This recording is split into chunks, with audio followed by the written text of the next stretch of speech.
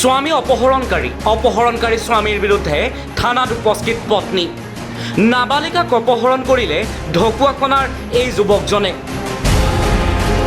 ভালদৰে লক্ষ্য কৰক এই যুৱকজনলৈ। নিজৰ নতুন বাইকখনৰ ওপৰত বহি এনেদৰে ফটোৰ বাবে পজ দিছে এইজন বুলবুল গোহাঁয়ে।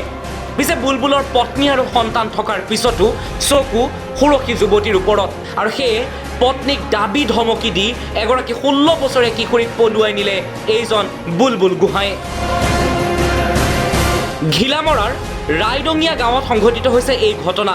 জানিব পৰা মতে যোৱা 2 আগষ্টত সম্পৰ্কীয় ভায়েকৰ সৈতে বৰদৈ মাজগাঁৱৰ এজনী লগৰ ছোৱালীৰ ঘৰলৈ যোৱাৰ পথত বুলবুল গোহাঁয়ে ফুচুলাই পলুৱাই নিয়ে কিশোৰীগৰাকীক। ইপিনে কিশোৰীগৰাকীৰ মাতৃয়ে 2 আগষ্টত বুলবুল গোহাঁইৰ ওপৰত ঘিলামৰা আৰক্ষী থানাত এখন এজাহাৰ দাখিল কৰিছে, কিন্তু আজিলৈ আৰক্ষীয়ে গ্ৰেপ্তাৰ কৰিবলৈ সক্ষম হোৱা নাই বুলবুলক। আনহাতে বুলবুলৰ পত্নীও স্বামীৰ বিৰুদ্ধে দিছে এখন এজাহাৰ। পত্নীৰ অভিযোগ, পুত্ৰ আৰু পত্নী থকাৰ পিছতো স্বামীয়ে অন্য নাৰীৰ সৈতে শাৰীৰিক সম্পৰ্ক ৰক্ষা কৰি চলিছিল।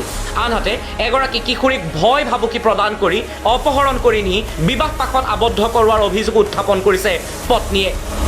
ল'ৰা এটা আছে, 6 বছৰীয়া ল'ৰা এটা আছে। মোক মানে সেই ছোৱালীজনী সন্দৰ্ভতে মাৰি মেলি ঘৰলৈ পঠিয়াই দিলে। ঘৰলৈ পঠিয়াই মেলি সি এতিয়া সেই ছোৱালী লৈ পেলাই পলাই গৈছে। আপুনি কেতিয়া গম পালে? এতিয়া গম পোৱা প্ৰায় 2 মাহমানৰ আগত মই ইয়াত থানাত জনাইছিলোঁ। তাৰপৰা থানাত জনাওঁতে ক'লে যে বিশেষ আপোনালোকে চিন্তা কৰিব নালাগে, ভাল হ'বও পাৰে বুলি ক'লে। তেনেকৈ কৈ পঠিয়াই দিলে, মই গুচি গ'লোঁ। গুচি যোৱাৰ পৰিপ্ৰেক্ষিতত এতিয়া এনেকুৱা হ'ল। তেওঁ ক'ত আছে বুলি গম পাইছে? তেওঁ এতিয়া বৰ্তমান মই জনামতে বাসুদেউ ফালে আছে বুলি জানো, বাসুদেউ বেবেজীয়া ফালে। কিন্তু সবিশেষ মই জনা নাই, আৰক্ষী প্ৰশাসনে একো কৰিব পৰা নাই বুলি। এতিয়া আপুনি আকৌ আজি কি কাৰণে আহিলে? আজি কি কাৰণে মানে মই কিবা গমগতি পাইছে নেকি, নাম্বাৰ এটা পাই পিনে মই লৈ আহিছিলোঁ। ঢকুৱাখনাৰ পৰা জিতুল খনিকৰৰ ৰিপৰ্টাৰ অসম। আপুনি চাই আছে ৰিপৰ্টাৰ অসম।